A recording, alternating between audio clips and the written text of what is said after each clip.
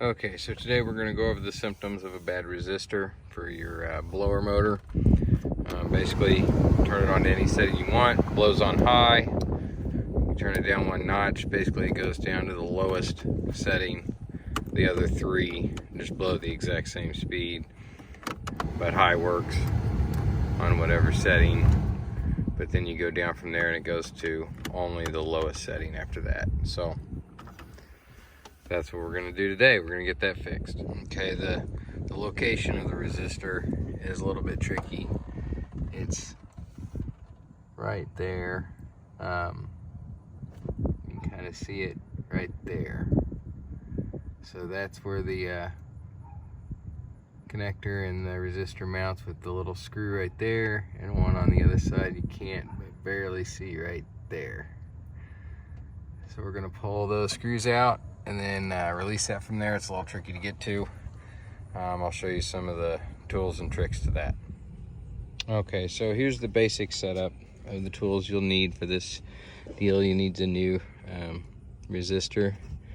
You'll need, more than likely, a new harness because these get corroded, and we put some paste on those to help that from happening again, and they get locked on there on the originals, and then basically you just won't get it off. It basically welds itself in rust and all that corrosion.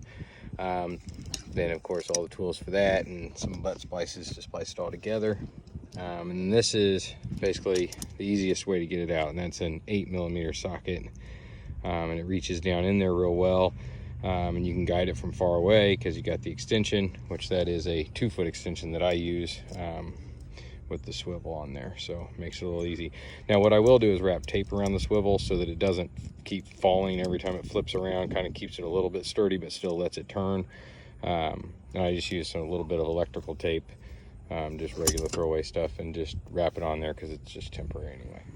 So this is basically the position of the ratchet when you're getting it to the back screw, and then when you're getting it to the front screw, you kind of get it right in there like this. It kind of just goes right down there like that, and it'll slide right back in there. You just kind of guide it with one hand kind of over here, right down that hole, and the other hand just kind of sits back here on the ratchet and just kind of keeps going as your other hand guides it. Okay, so this is what it looks like when you pull it out, the original, and this one is on there pretty good. I don't know if you can see that in the video very well, but that right there is definitely overheated and corroded and kind of rusted inside there. It is not going to come off, so I will definitely need the harness on this one. You can see the hole down there, kind of, not really at all, but it's down there. You just kind of pull it up. The harness has enough room, so you got to kind of wiggle those other harnesses around some stuff, and then it comes up and you have plenty to work with. Okay, the next thing is to make sure that you know, the original one matches the new one, you know, as far as everything. So the way that it mounts, the way the pins are, that it's all, you know, identical enough that it's all going to fit together. Then when you cut off the old one, you want to leave some wire on there and make sure that you can tell what colors those are, so that when you set your new one in there, you know, you'll make this plug fit together with the splices to all the right wires going to the right pins. So you line all that back up so that it all goes together right. Okay, so after you get it all spliced back together, double check your connections 2 or 3 times. Get it all on there, make sure it looks good. Then you can start the test fit of putting it all back together. Of course, start with putting the new one in, and as long as you got your wiring right, then you're done with the old one. But I'd hold on to it till you test it and everything's working. So next step is just reassembly, the exact same thing, put the same 2 screws back in. It's just reverse of removing the old. Try not to, you know, damage the new one, of course, while you're finagling it back down in there. Okay, so we got it all reassembled. Wire harness, everything all fit down in there. So you see the new ones right there. Screws are back in. You want to wiggle it, shake it, you know, make sure that everything's good and tight. Make sure all the mating surfaces are all snug, you know, there and over here, that all just fits real nice. And make sure, of course, it's plugged in well, and that your wiring harness isn't in any awkward position where it lays against anything that's extremely hot. you don't want to burn it up.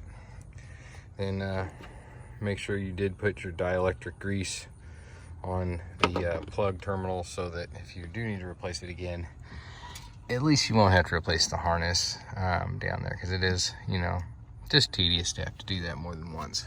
So now we'll come over here and we'll test it. So turn the key to accessory. We got that there. We got low speed right now. Should be able to hear that.